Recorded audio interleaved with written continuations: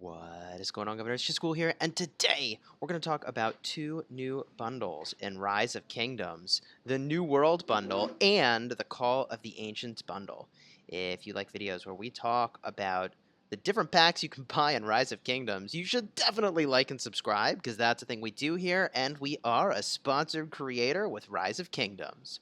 Now let's get this party started. The first bundle we're going to look at is the New World bundle. I posted a video about this a couple days ago, but then the math was wrong, so I took it down. This is a problem with doing math late at night when I'm traveling. Anyways, now it's correct. Spreadsheet's going to be over here with both the amount of speed-ups from the New World bundle and the Call of the Ancients bundle, because the speed-ups are the thing that we care about the most, because I'm assuming you're farming lots of resources from the map and getting value that way. So if we're buying these bundles for speed-ups, how do these rate? In general, the New World bundle's pretty decent, especially if what you care about is troop training. It's not as good as other bundles that are available to you, but the thing that you get is these passport pages. Now, when you buy this pack at the $5, $10, $20, $50, and $100 tiers, you get 1, 2, 3, 4, and 5 passport pages respectively, meaning you can get a total of 25 passport pages if you max purchase. For perspective, if you're going to be the #1 player in a kingdom, it's going to take a solid 75 passports to get there. Number 2, I think, is 60. Number 3 is 50, and it goes way, way down from there. Outside of the top 50, you only need 1 passport page. So most players probably don't need to be buying this New World bundle. You don't need to be thinking about it unless you're going to another kingdom. If you are, then obviously this is where you need to get your passport pages. You also can buy them from the Alliance shop, but it's something like 800,000 individual credits to get just 1 passport page, which is insanely expensive.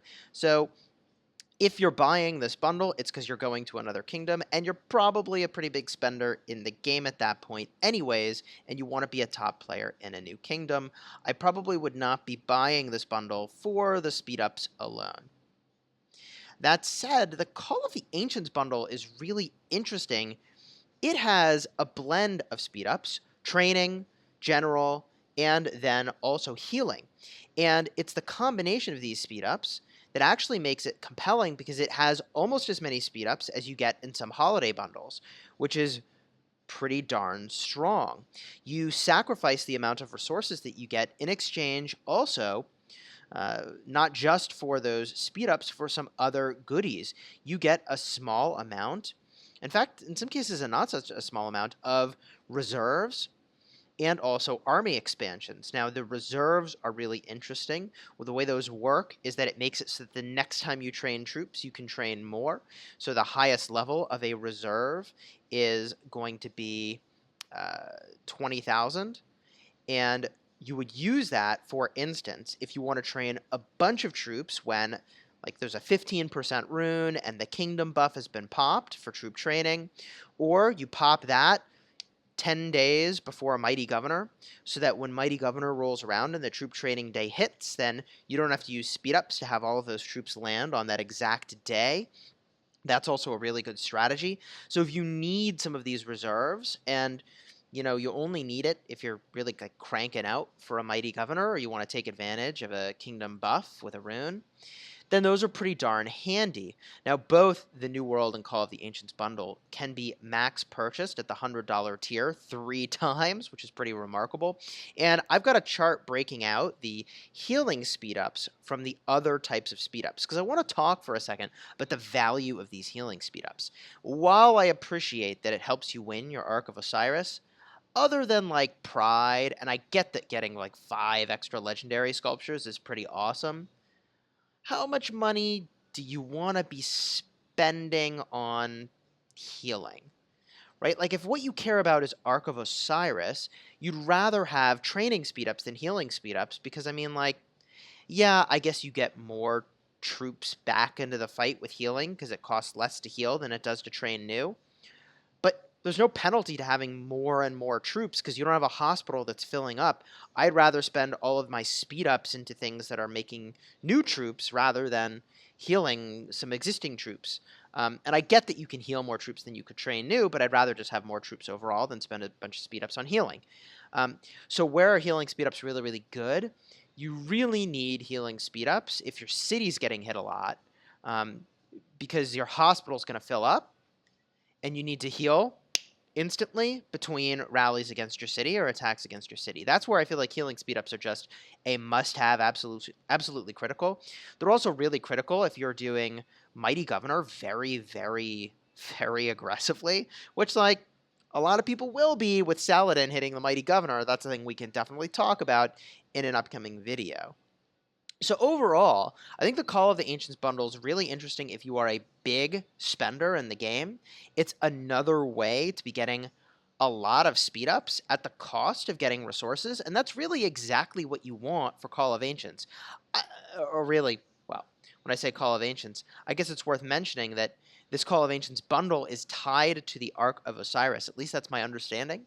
So when Ark of Osiris pops up, this thing pops up. You can only purchase this max, a max purchase, once per cycle, I believe, of the Ark of Osiris showing up. And it's definitely worth calling attention to the fact that the New World bundle can only be max purchased once every, I think it's 12 or 13 days. It's a long time. It's a long time on that cooldown. So these bundles, I think, are really interesting for heavy spenders, less interesting for your average spenders. Am I going to be buying Call of the Ancients? Probably not this go-round. Probably not this go-round. I guess there's one other difference with Call of the Ancients that might be worth pointing out, is that I think you get slightly less VIP. You get slightly less VIP as well with this bundle, and, like, it signals to me that this is a bundle that's oriented toward the heavy spenders. That's what I think. Overall, I've been buying the Fountain of Wisdom max purchase a number of times now. I'm probably done with this bundle now that we have unlocked T5 archers.